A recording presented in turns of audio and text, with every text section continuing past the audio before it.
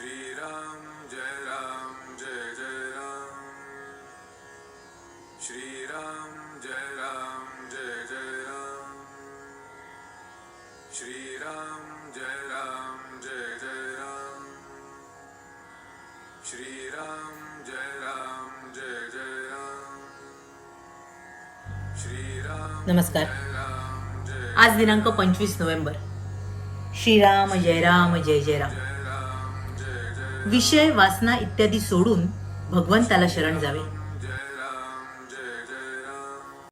श्रीराम जय जय राम। विषय वासना इत्यादी सोडून भगवंताला शरण जावे। भगवंताचे अस्तित्व जिथे पाहावे तिथे आहे। भगवंताचे मर्म ओळखायला मी कसे वागावे हे प्रथम पाहावे।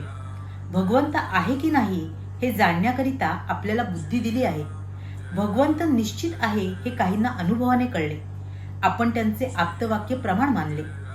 भगवंताचे अस्तित्व जर निश्चित आहे तर त्याची ओळख तरी कशी करून घ्यावी? बीजगणितामध्ये उदाहरण सोडविताना एक अज्ञात क्ष घ्यावा लागतो।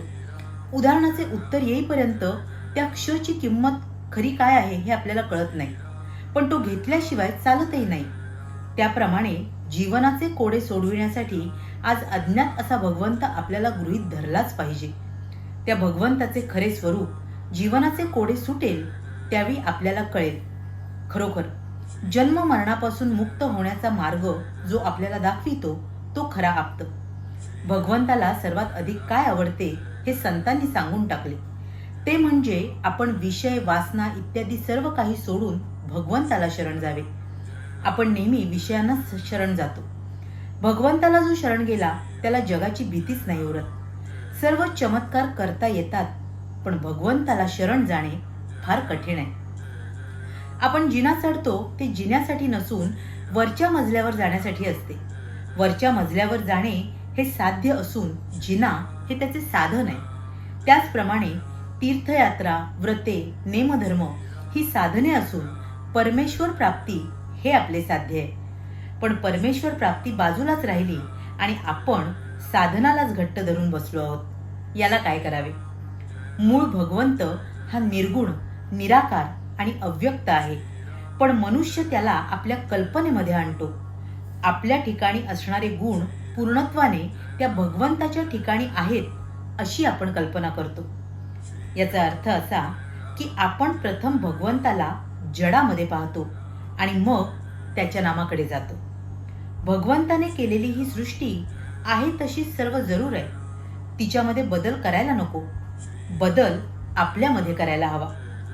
आपले सगळे जीवन जर भगवंताच्या हातामध्ये आहे तर मग जीवनातल्या सर्व घडामोडी त्याच्याच हातात आहे यात शंका नाही। झाडाच्या मुळांना पाणी घातले की त्याच्या सर्व भागांना ते पोचते। तसेच भगवंताचा विसर पडू न दिला म्हणजे सर्व काही बरोबरच होते। भगवंत हवासा वाटणे यामध्ये सर्व मर्म आहे। आत्मा हा समुद्रासारखा आहे। त्याचा अगदी लहान थेंब त्याप्रमाणे हा जीव आहे। त्याची ओळख होऊन आत्म्याशी समरस होणे हेच खरे तत्वज्ञान आहे। या आत्म्याचे नित्य स्मरण ठेवून आनंदात असावे। संतांनी नामस्मरण रूपी नाव आपणास दिली आहे, त्यात विश्वासाने बसू। संत कर्णधार आहेत, ते आपणास पहिलं तरी नेतीलच। श्रीराम जय जय राम। श्रीराम जय जय राम।